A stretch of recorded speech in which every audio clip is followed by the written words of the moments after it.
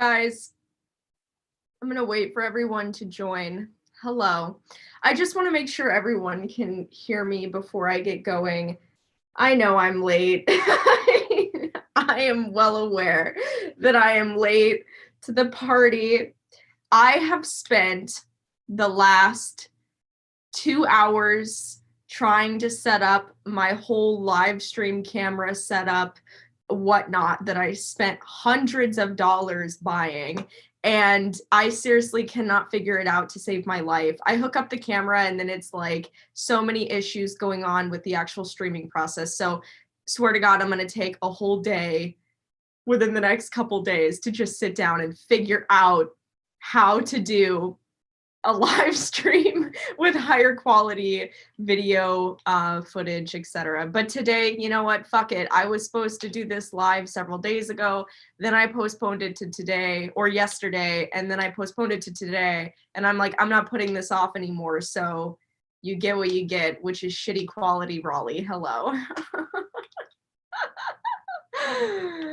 If you guys have any problems with the video or audio, just wait. This video will be re-uploaded and all of the links that I use or reference in this video will be put in the description of the final video. So anyway, before anyone hops on this train of disliking this video, because I know bits are a bit of a hot topic, I just want to say we're not going to be going over bitless bridles today. And in fact, bits are a topic that I do want to make several live streams on in the future. So this is just going to be part one of many. We're going to have a bit of a discussion at the end and some Q&As at the end as well.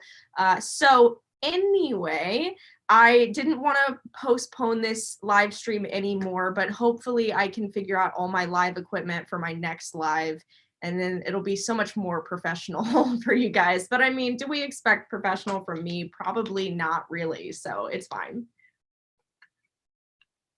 Okay, so now that I have that intro out of the way, I do want to just say briefly that hello, welcome to Raleigh's class.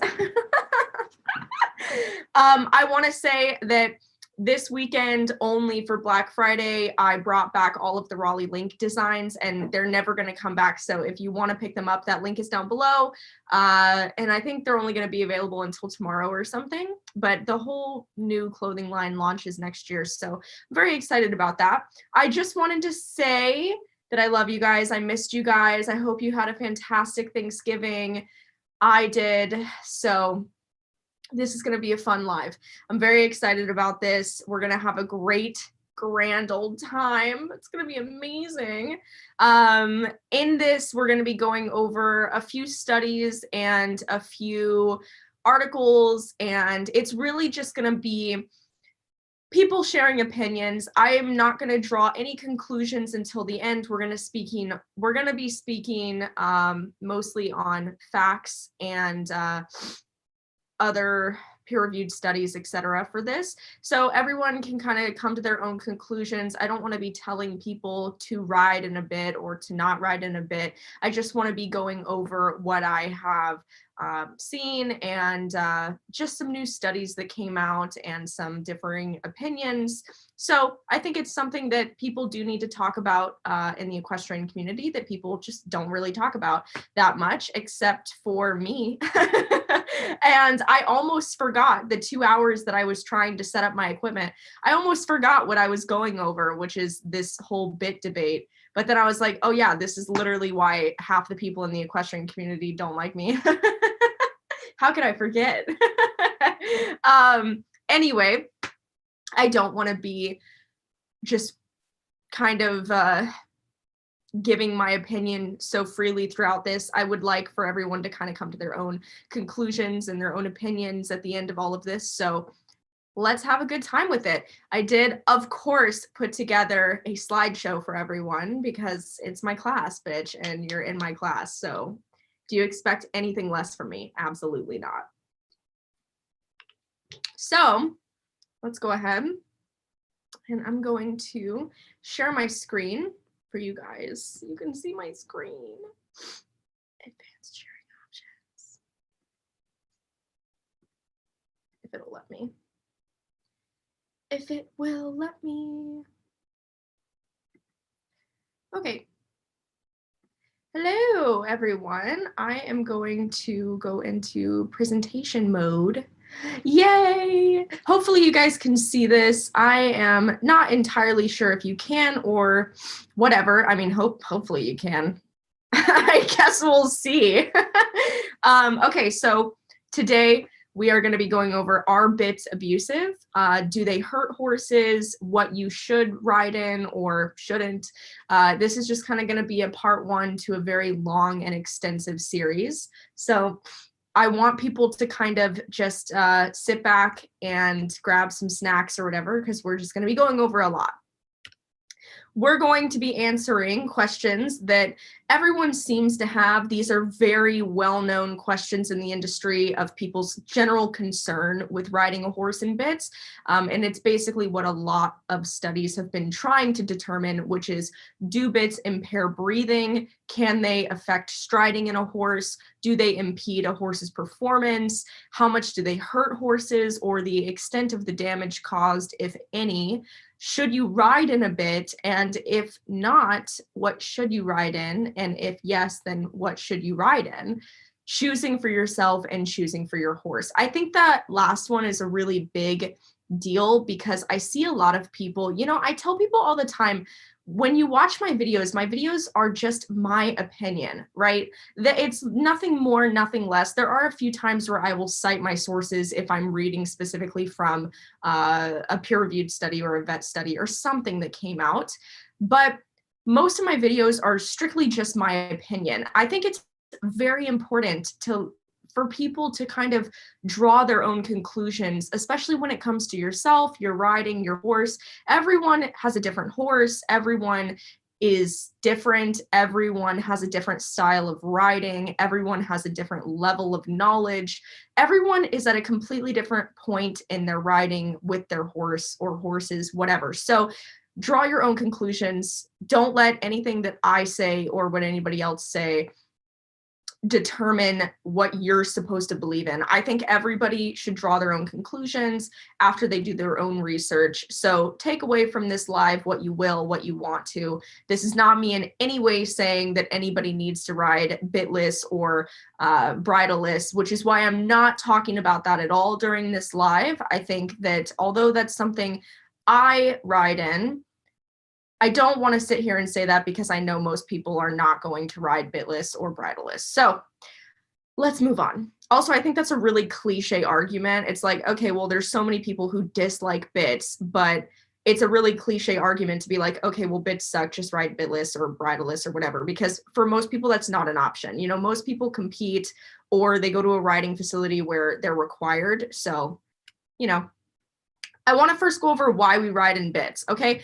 Bits were exclusively designed for control, pressure, orientation. So like where you want your horse to go or do, slowing down, speeding up even. So, bits were overall designed and used for control.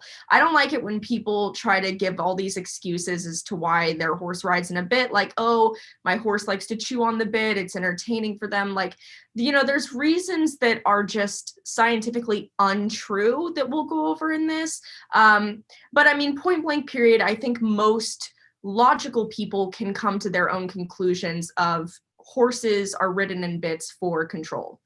Whether you want to add pain to that list is up to you. I think certain bits do cause a tremendous amount of more pain than others.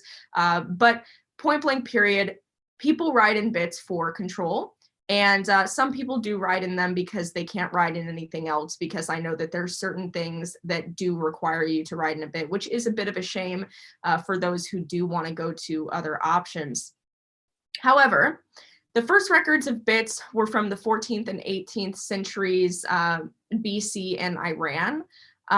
Those were the earliest, and to be quite frank, the earliest metal bits that we know of are actually incredibly similar, if you want to go and look through history, to the bits that we use today, which really kind of just blows my mind, because you would think that, you know, we would improve something that's such old technology over time, or find better methods. I mean, we've literally been using the same style and type of device on horses for thousands of years, and it just hasn't improved. It hasn't really gone anywhere, except for some options, which we'll talk about at the end, whether they work or not. But you know, it's kind of just one of those things that it's really quite a shame, and we'll go over this, that there's not very many studies at all in regards to bits. And I don't really understand that, because there's so much controversy surrounding it, which is one of the reasons why there is so much controversy surrounding it, because people don't have very many studies, like legitimate vet studies or peer-reviewed studies, to go off of when they want to debate the usage of bits, or if they want to kind of determine how they are with the horse, or their horse specifically, or different horses in general.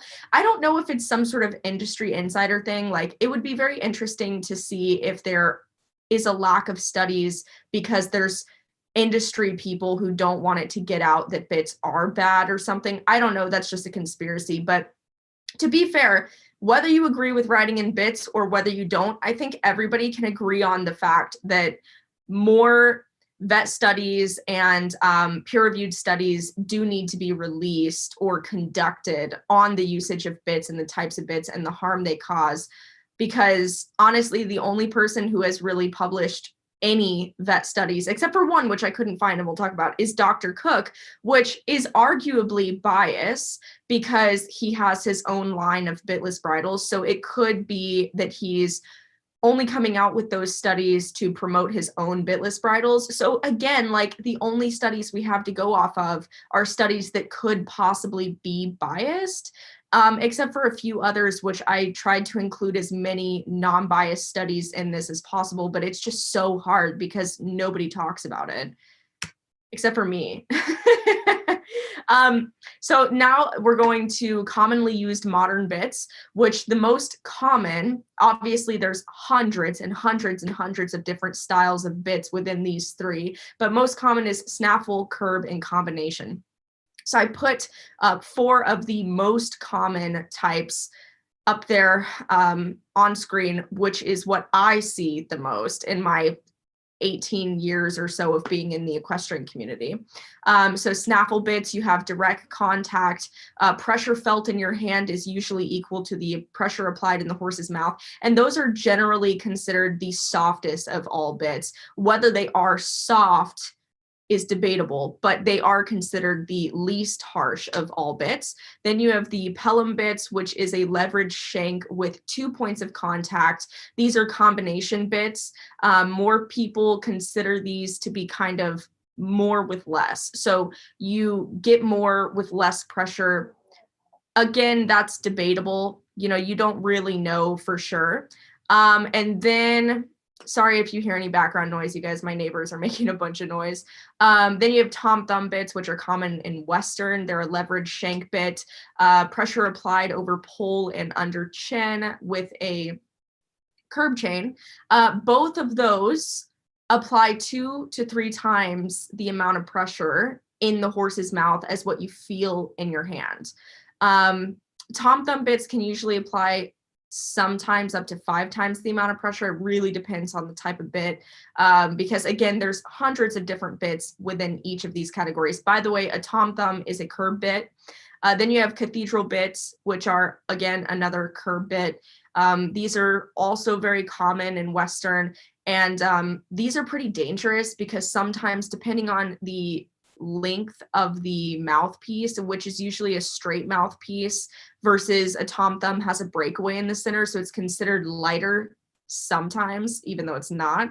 But the cathedral bits are usually some of the harshest bits available, because what you see right here, this right here can sometimes reach high enough to hit a horse's hard palate, which can cause extreme pressure. And this also doesn't break away like what the tom thumb bit does. So this can be very painful for horses, and sometimes applying 5 times plus the amount of pressure felt in your hand in the horse's mouth.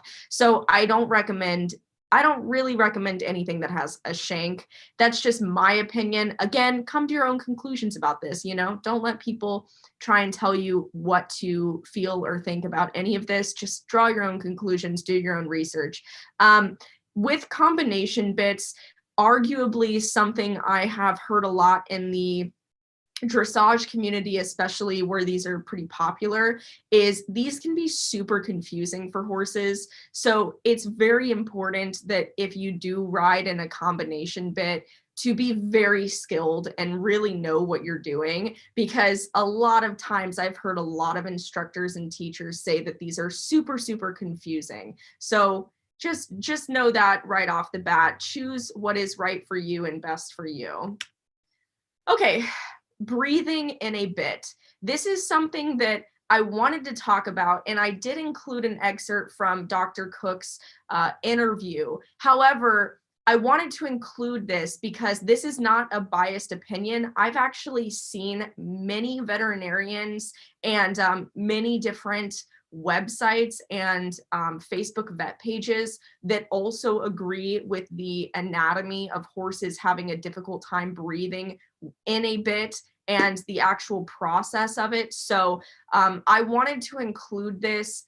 You can consider it bias. Anything that Dr. Cook puts out, you can generally consider it to be biased. However, I don't consider this piece necessarily to be biased because there's so much research to back not only the anatomy of the horse, but also the horse's ability to not do two things at once, which again, a lot of people consider chewing and salivation in the mouth to be a good thing when you're riding a horse in a bit because it shows that they're relaxed and they're chewing. But again, that's very arguably wrong because of the fact that, let's just get into it, because honestly, it's all right up there. So again, all these links will be down below. Take from this what you will, what you want to.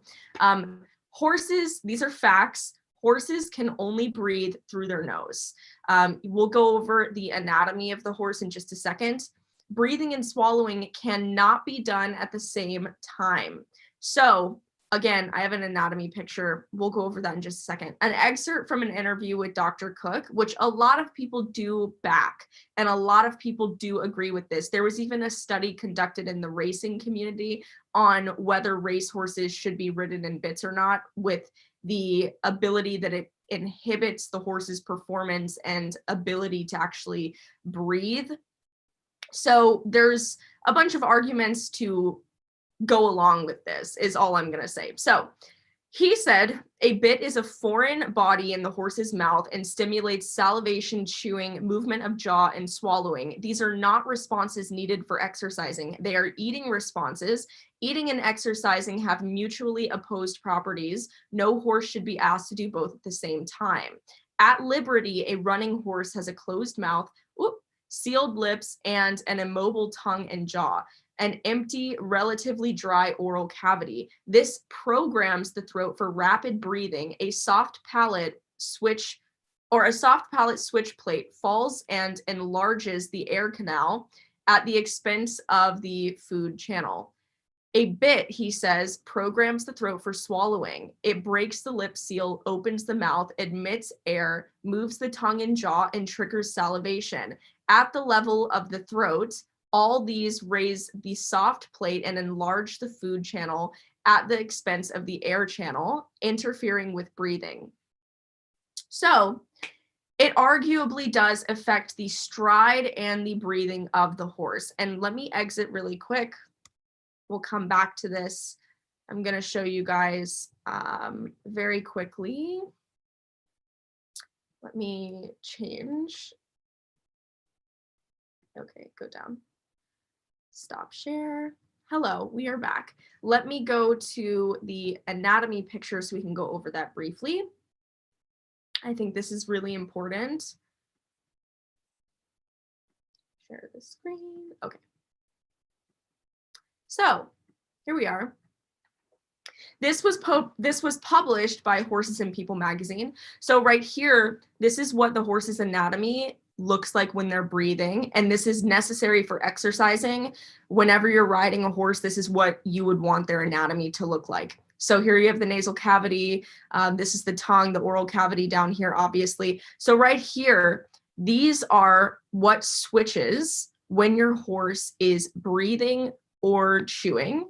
So you have these two little pallets right here that will cut off from the esophagus to the trachea, okay? So when your horse is chewing, these are open to the esophagus, which goes down into the stomach.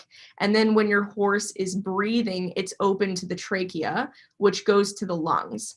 So a lot of people argue that if you do have a bit in the horse's mouth, it confuses these two states, which you need your horse to have a very, very tight seal in order for them to be breathing successfully during exercise. So when people say that their horse is chewing and swallowing, which is a good sign during exercise, that's arguably not true, because that means that your horse could have severe difficulty breathing during exercise. So over here, it says this diagram is in the change of the basically breathing and swallowing functions of the horse. In a bit-free horse, except during eating and drinking, the mouth is closed, and it goes on to say that the massive size of the tongue is represented in the pink image, blah, blah, blah. This is a very, if you want to pause, you guys can read through, because I really don't want to read through all of this since I just explained it. But basically, it just says exactly what I said, which is that maximum athletic performance is impossible if any section of the upper respiratory tract is even slightly obstructed, which I think is the best way to close this diagram. Take away from that what you will, but it is arguably significant that a horse is going to have a much easier time exercising if they don't have something in their mouth, which could cause confusion between swallowing and breathing. So, you know, take away from that what you will. You obviously don't have to believe that. I'm just trying to be like as unbiased as possible, because you guys already know my stance on this. Sorry, I'm trying to go back to, oh, here we go. Okay, I'm back.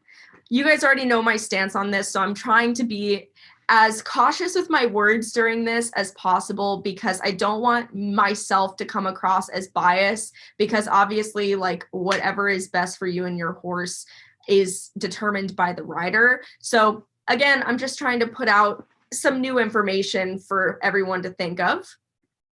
So let's go back to the presentation, and we will go back to sharing the screen. Okay, so going back.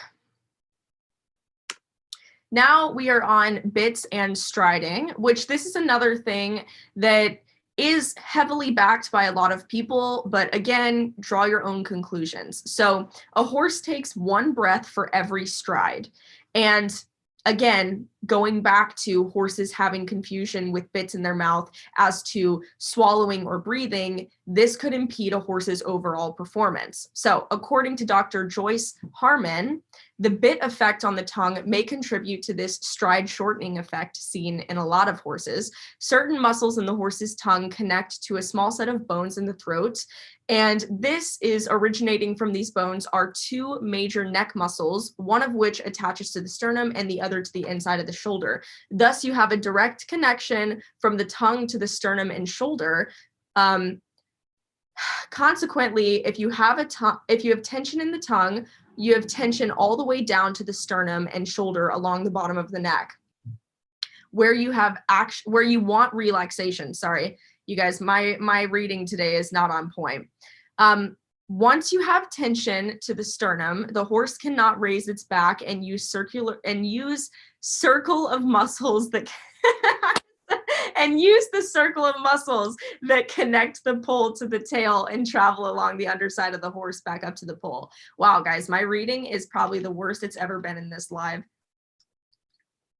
If the tongue is free and soft, she says the horse will move more freely with better coordination. Horses' strides can lengthen significantly, their balance becomes better, and above all, they are softer to ride. The only downside is that the rider may have to learn a new way of handling the reins to respond to the new degree of softness. More studies are needed for further conclusion. I wanted to put that at the end because, again, this is just an opinion of a doctor who talked about the horse's anatomy if you read the full article, and basically how certain things will affect a horse's performance in a bit.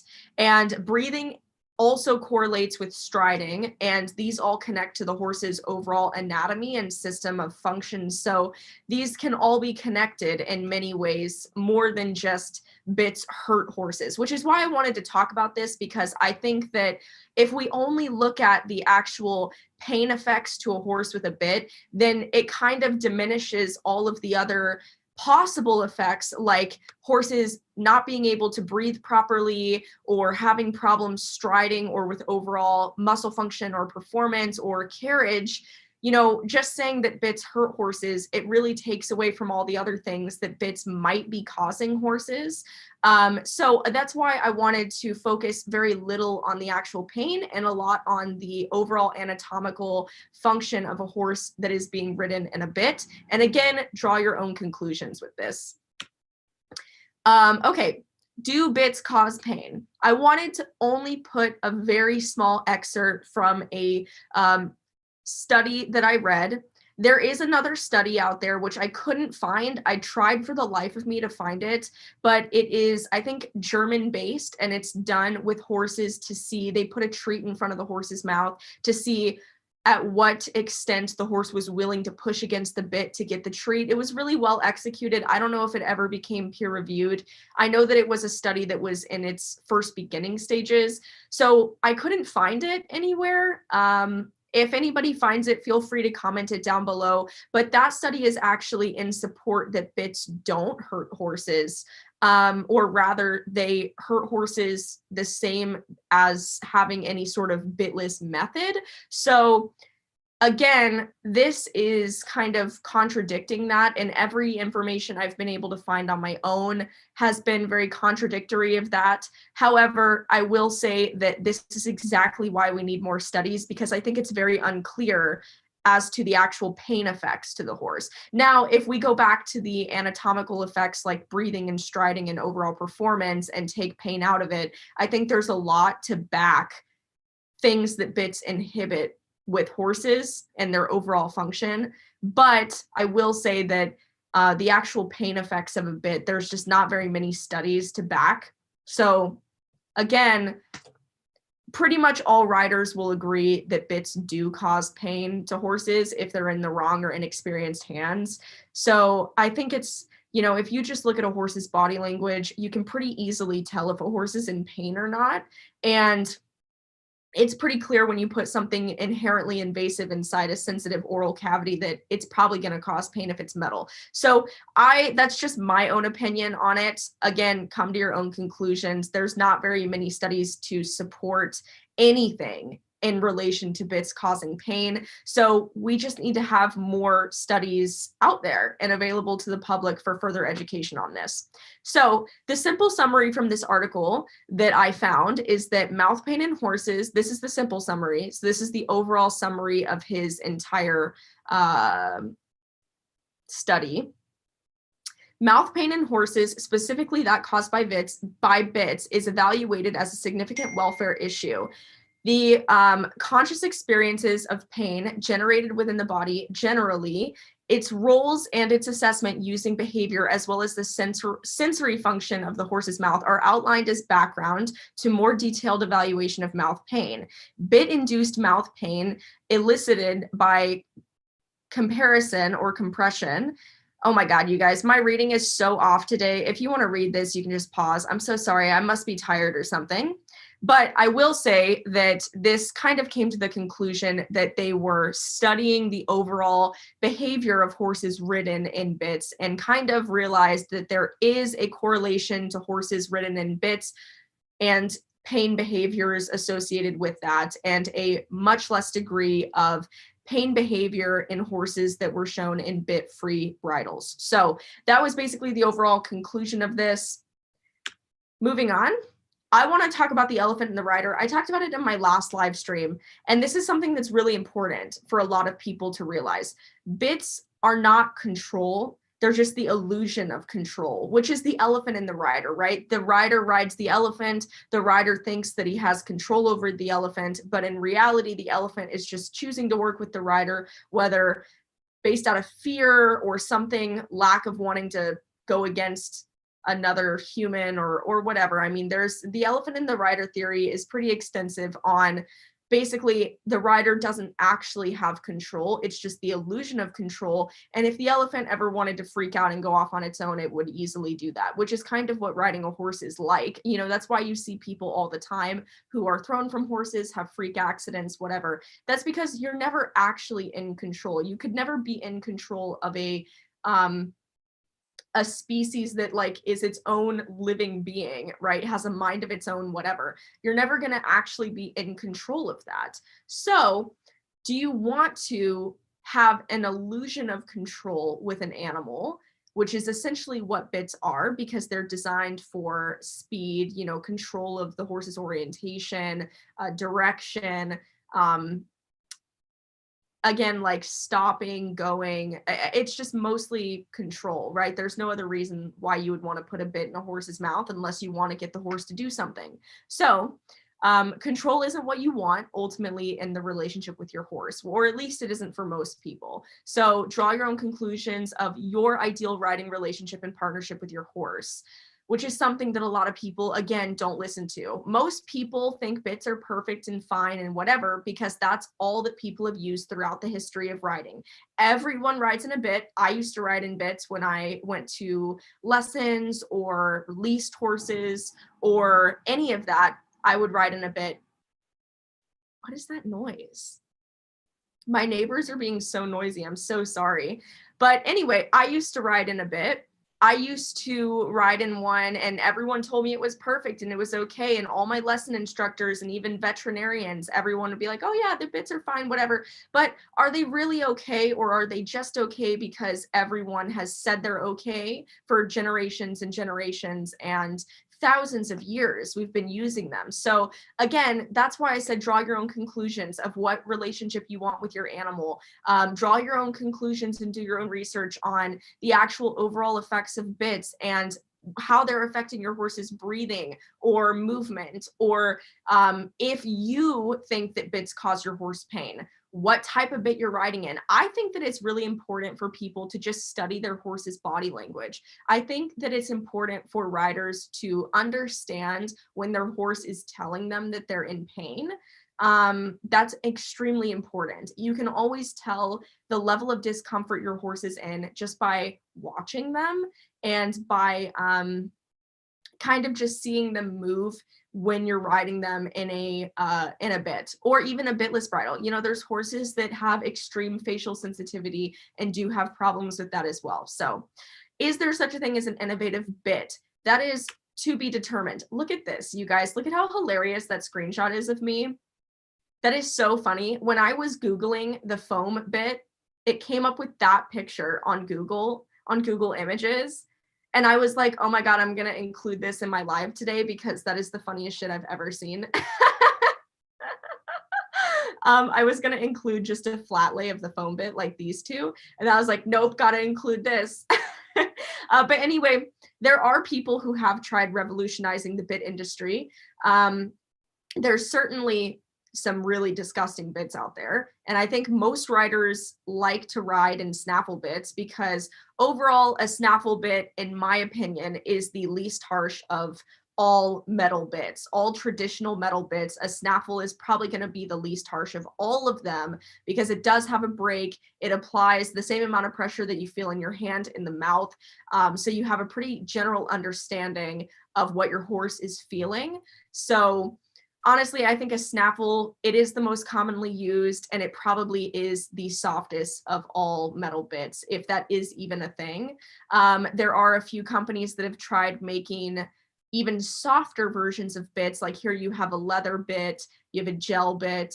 This one was the foam bit, which didn't work, and I don't recommend that for anybody. If you want to know why, you can go watch my equestrian trash video, but I don't recommend the foam bit for anybody because it just was so big in the horse's mouth that it was just very uncomfortable, and I just don't recommend it.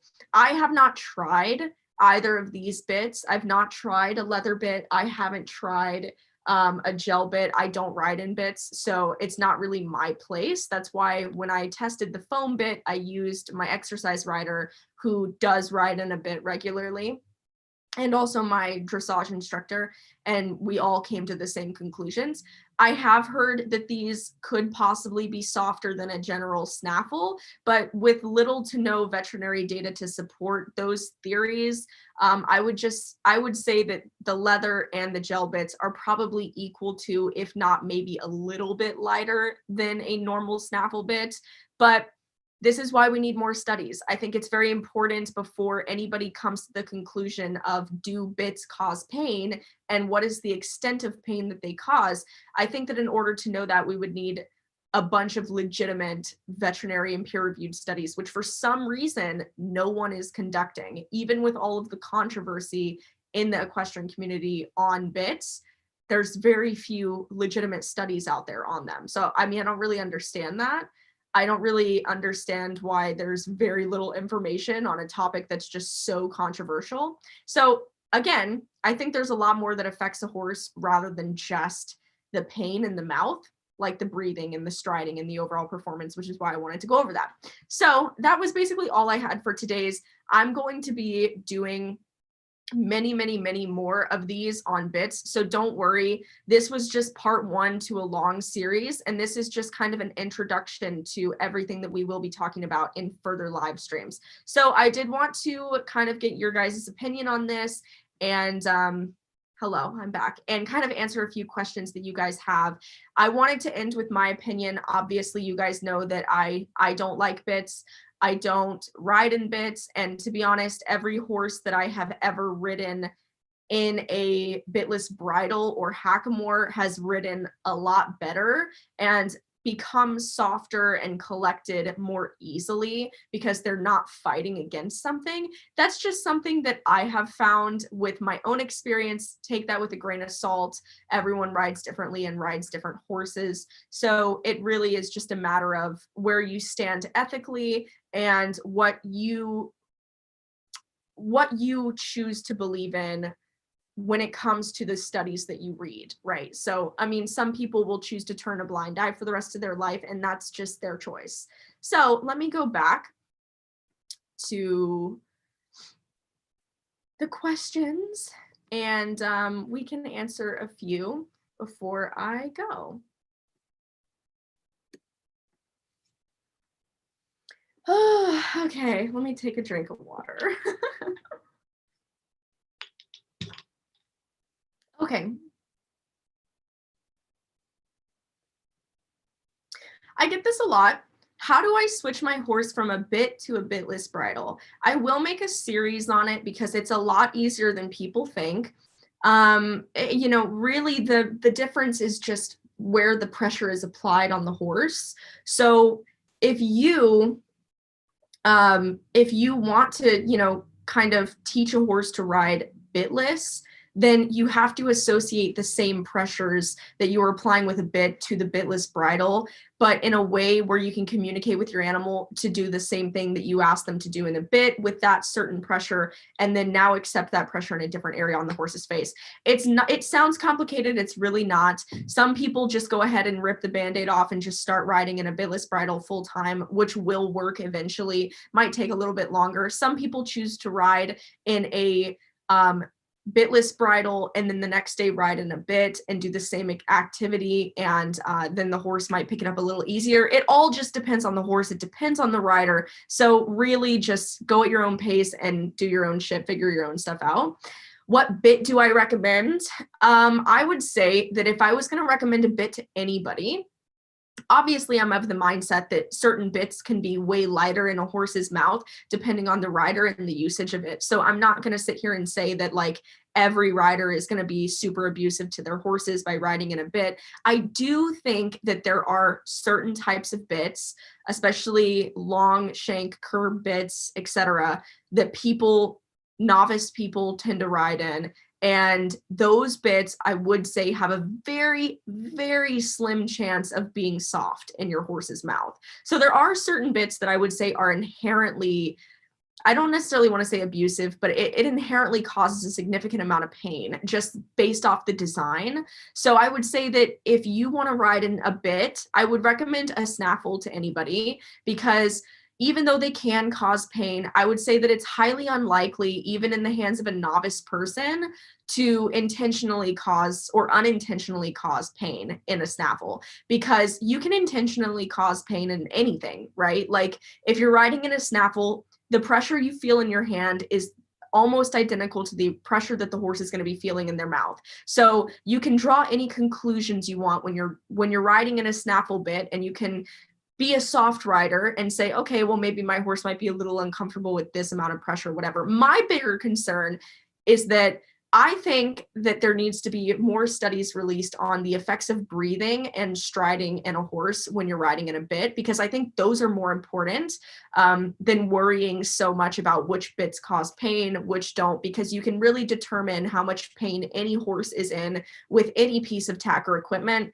just based off of body language. So if you think your horse is in pain when you're riding in a bit, then chances are you're probably right, because it's pretty easy to read a horse's body language that they are in pain. So I would just recommend a snaffle. I would say that if anybody is riding and they want just a general bit to ride in, I don't recommend any bits, but if I was going to recommend one, it would be a snaffle. And I know that most people do ride in bits, so that's why I'm going to recommend it. Let's see.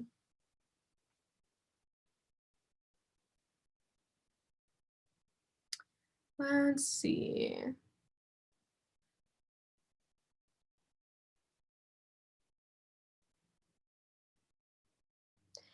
This person says, my horse does not ride in a hackamore. I've tried it and it doesn't work. He's had multiple groundwork sessions and won't go forward or turn or back up. That's not your horse won't ride in a hackamore. That's your horse has a lot of like underlying training issues. I mean, honestly, my horse is never ridden in a bit ever, but if I put a bit in his mouth, I guarantee you he would ride just fine. And that's how most well-trained horses would be, right? Like a lot of people say their horse is incredibly different in a hackamore or a bitless bridle. And if your horse is so vastly different in a piece of equipment, then that's a bigger issue than just that piece of equipment. That's a training issue. That means that there's some things going on with your horse that need to be worked on or further evaluated, or maybe your horse is not fully trained like what you think they are. Any horse that's well trained should be able to accept any new piece of tack or equipment, as long as it's not like literally shocking them or like causing them an extreme amount of pain right off the bat. Any horse should be willing to accept any piece of equipment, no matter what it is, right? Like I could put a Tom Thumb in my horse's mouth, and even though it might affect him in a negative way, he would still be well trained enough to accept a piece of equipment if it's new or whatever. And I would never do that, but that just kind of is a training issue for you. So I wouldn't really blame hackamores or bitless bridles for that. Because I get a lot of people who say that to me, and then I'm like, well, your horse rides like shit in a bit too. So that's a bigger issue. Let's see. What's the difference between a hackamore and a bitless bridle? Which would you recommend? Again, it depends, right? Like you've got a bunch of different, we'll do a live stream on hackamores and bitless bridles, trust me, because bitless bridles are usually a side pull tack, piece of tack. Usually there's no shank or star wheel or something. Hackamores vary. Hackamores can be star wheel, shanks, they can have, stud chains, they can have curb chains, they can be rawhide, they can be fleece, they can be just leather, right? Like hackamores are extremely varied. So I would recommend And here's the thing, I don't really know actually, because side pulls and bitless bridles function differently than hackamores. They're a different type of pressure than a hackamore is. They apply pressure differently. So it really depends. I would say that the softest form of bitless riding, the softest form of bitless riding is probably a star wheel hackamore with just fleece and leather. They work very much like how you would consider a snaffle bit. They're not in the horse's mouth, and I would obviously consider them to be much better than a snaffle bit. But in the bit world, you have the snaffle bits, which are considered to be the softest of all bits.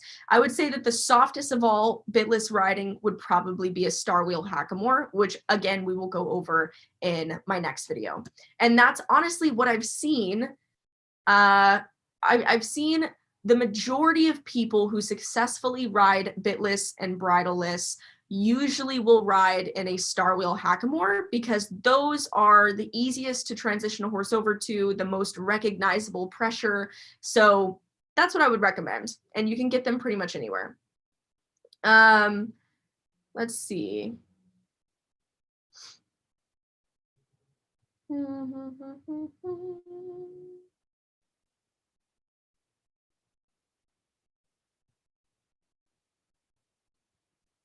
Why snaffle versus curb? So, okay, curb bits, again, as we earlier went over, usually have a very long curb shank on them, and shanks apply 2 to 3 times the amount of pressure in the horse's mouth as what you apply in your hand. So if you see something like a Tom Thumb or any sort of combination bit that does have a curb chain on it, or even hackamores that have curb chains on them, that's applying 2 to 3 times the amount of pressure in your hand on your horse's face or in their mouth. So I don't recommend curb bits for anybody. I think that they're just inherently painful and uncomfortable for your horse. Even if you have a hackamore with a shank on it, I would say the same thing. So I think it's very important to understand what you're riding in. Every piece of tack you're riding in, I think, is incredibly important. You shouldn't put anything on your horse or inside their oral cavity without knowing its function and without knowing how your horse is behaving in it and riding in it and how it is affecting your horse's overall mentality. So I would just say this is a case-to-case basis. You guys know your horses, and you guys know when your horse is uncomfortable or showing visible signs of pain or discomfort. So I think this is draw your own conclusions, go out, spend time with your horse, and understand what your horse is feeling or liking or disliking. I don't really think it's anybody's place to tell people what to ride in. I think that that's kind of why I've strayed away from talking about bits. It's just because I think people need to come to their own conclusions and understand what they ride in and choose what they want to ride in and what they think is best for themselves and their animal. So until further vet studies are out, I think that this is really just up to you. And I think it's up to the types of horses you're riding and what you're looking to do and the type of relationship you're looking to have. So that's kind of where I want to end it. Come to your own conclusions. Don't take anything I say literally anything where I was mentioning my own opinion, because my opinions can be different from yours. And I think it's really important for everybody to understand how they want to ride and what they want to ride in, and just be responsible riders, you know, because you can pretty much ride in whatever you want as long as you just understand the functionality of it and how it's affecting your animal. So just be a responsible rider. That's really the conclusion I want to draw with this live. This bit discussion will go way more in depth in my next few lives, and I will talk about way more things in my next few. This was just an introductory to the bit live streams I want to be doing. So thank you so much for joining me, you guys. I love you guys so much, and I will see you guys